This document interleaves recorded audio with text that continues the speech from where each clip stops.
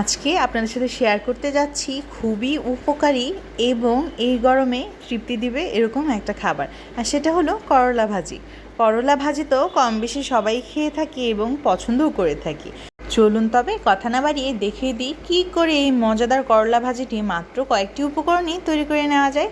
তার জন্য প্রথমেই চুলায় একটা কড়াই বসিয়ে দিলাম এবং তার মধ্যে কিছুটা তেল গরম করে নিলাম। তেলটা গরম হয়ে আসলে এ পর্যায়ে দিয়ে দিলাম কিছুটা পেঁয়াজ কুচি। পেঁয়াজ কুচিগুলো দেওয়া হয়ে গেলেই কিন্তু আমি এই পর্যায়ে একটুখানি নেড়ে চেড়ে দিব এবং এর মধ্যে দিয়ে দেবো কেটে রাখা করলাগুলোকে কিন্তু আমি গোল গোল সাইজের করে কেটে নিয়েছি এবং খুব ভালোভাবে পানি দিয়ে ধুয়ে পানি ছড়িয়ে নিয়েছিলাম।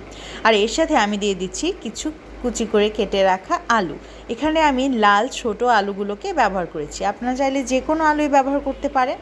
এই আলুর সঙ্গে করলা ভাজি খেতে কিন্তু বেস্ট লাগে।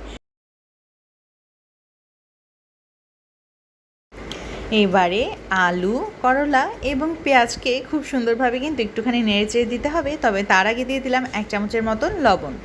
লবণটা দেওয়া হয়ে গেলে এই পর্যায়ে কিছুটা সময় নিয়ে একটুখানি নেড়েচেড়ে দিব এবং কিছুক্ষণ পর এর মধ্যে অবশিষ্ট 2টা উপকরণ আমি অ্যাড করে দিব।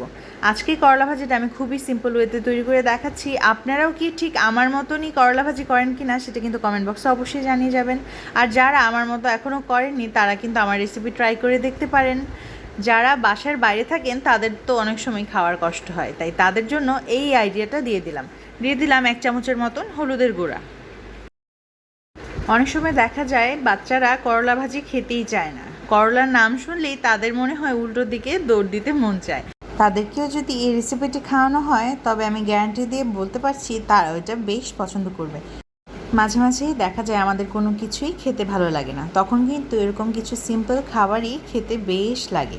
আমার তো ভালো লাগে, আপনাদের কেমন লাগে আমাকে কিন্তু কমেন্ট করে অবশ্যই জানাবেন। এই পর্যায়ে 3টে কাঁচামরিচ দিয়ে দিলাম।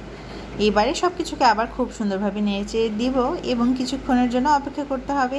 ব্যাস, আপনার কিন্তু সব ইনগ্রিডিয়েন্ট দেওয়া হয়ে গিয়েছে। এবারে শুধু অপেক্ষা করা করলাটা ভাজা হওয়ার জন্য। অনেকেই করলাটা সবুজ সবুজই রাখতে পছন্দ করেন, মানে বেশি ভাজেন না, সেটাও কিন্তু খুবই হেলদি হয়। তবে আমার কাছে মনে হয় একটুখানি যদি ভাজা ভাজা হয় এবং কালারটাও একটু চেঞ্জ হয়ে আসে তবে বেশ লাগে। আমার এই করলা ভাজাটা কিন্তু একটু ভাজা ভাজা ভালোভাবে হলেই খেতে বেশ ভালো লাগে। আপনাদের কার করলা ভাজি কীরকম পছন্দ সেটা কিন্তু কমেন্ট বক্সে অবশ্যই জানাবেন। আর কে কে এই রেসিপিটি কোথা থেকে দেখছেন সেটাও কিন্তু আজকে কমেন্ট করে জানিয়ে যেতে পারেন। সবাইকে কিন্তু আগেই ধন্যবাদ জানিয়ে দিচ্ছি আমার এই রেসিপিটিকে দেখার জন্য। আমার কিন্তু করলা ভাজি প্রায় হয়ে এসেছে, এবারে নামিয়ে দিলাম। একটা সুন্দর পাত্রে পরিবেশন করে নিলাম আজকের করলা ভাজি।